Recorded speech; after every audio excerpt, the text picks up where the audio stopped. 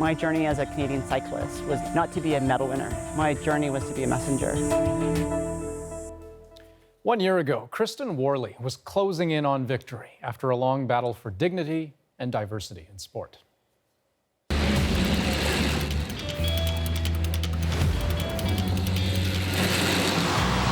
Worley was born male and underwent surgery to change that. The transformation requires ongoing hormone treatments, and that's the root of her conflict. The governing bodies for cycling have used testosterone as a marker to tell men from women. Too much of the hormone, and they would accuse an athlete of rigging an unfair advantage. But Worley's point, testosterone alone doesn't paint the full picture. When you started out, there used to be actually sex, like checking your genitalia. That doesn't happen anymore, does it? It does happen. And what has to be known is that this happens around the world. It's all through the Olympic movement. When Worley last spoke to The National, Ontario's Human Rights Tribunal sided with her. And now, the organizations that govern cycling in Ontario, Canada, and around the world have agreed to follow through. They've committed to revising their policies to embrace human rights and to advocate for new standards and guidelines for athletes in similar situations, based on scientific evidence. I spoke to Kristen Worley earlier today. Kristen, very nice to meet you. Andrew, it's an absolute pleasure to meet you.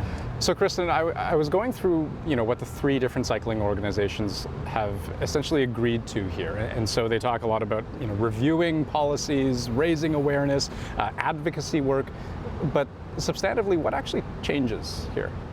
I think it's important to understand it's actually very historical in terms of cycling's commitment, and I'm actually very proud of my global sport to really take up the concern that through this mediation process, that they've really come to understand the vulnerabilities and liabilities to athletes, not just in Canada, but worldwide. I mean, the UCI licenses athletes, elite athletes in sport over 190 countries around the world.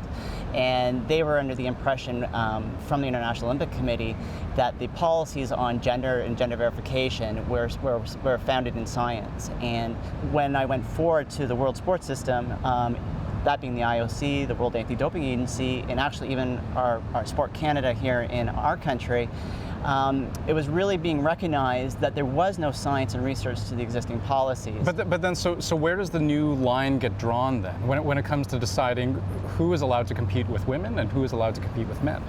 I mean, it's not by looking at a person's genitalia. It's not by looking at a person's chromosomes. It's not by looking at a person's hormones. Right. So then what? I knew at the end of the day it was important that we actually be able to now bring these issues forward within the international system to start talking about the broader diversities in the international sport. One being gender, which was my journey, but there's many variations of diversity that is part of our global sports system and within the Olympic movement. But you still have the same challenge, though. I mean, should there be sex verification at all in sport?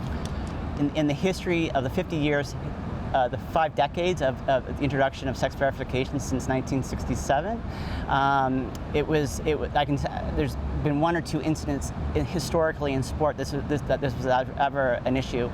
There was a completely disconnect because it's been socially driven and politically driven in terms of male-female sport, and where the science is showing 180 degrees to that aspect of actually what's going on within the human body. That it has taken this long to get to this point, the progress. I mean, why do you think it's been as slow as it has been? I think what it is, it's a sociological change that's going on, and what we're actually seeing in terms of the changes within, I can use cycling as an example, and my colleagues that were involved in the mediation and the legal process with this, it's a whole new generation of young women and men who are more socially evolved and seeing the participation of women globally in terms of sport participation, high performance activity in the workforce. All these social changes are occurring. A lot of the derivatives in history that we see universally around the world handed down from the International Olympic Committee through the Olympic movement is typically done by a much older generation, and typically by the very much older conservative males out of Europe who are controlling these aspects of policy. You think things will have to change at the Olympic level?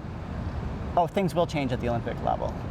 It's now putting a new voice to the issues, and people that are engaged, people that want to see change, people who want to see the proper science and the research in place to make sure that sport is safe in this country and around the world. Kristen, nice to chat with you. Pleasure meeting you.